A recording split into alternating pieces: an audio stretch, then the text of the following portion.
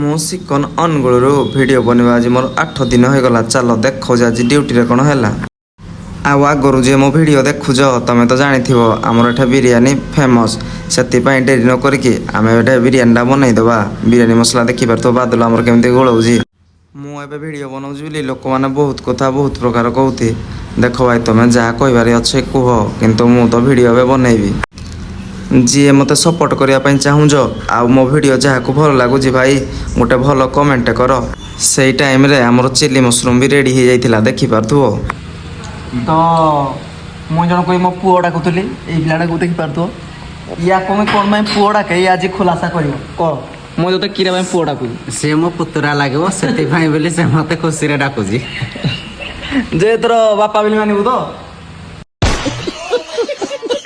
ଏତେ ପିଆଜ ଦେଖିକି ଭାବୁଛ କି କ'ଣ ହବ? କିଛି ନାହିଁ, ମଟନ୍ ସରିଯାଇ ତ ସେଥିପାଇଁ କାଟୁଛି। ଆଜି ପାଇଁ ଏତିକି, କାଲିକି ଆଉ ଗୋଟେ ନୂଆ ଭିଡ଼ିଓରେ ଦେଖାହବ।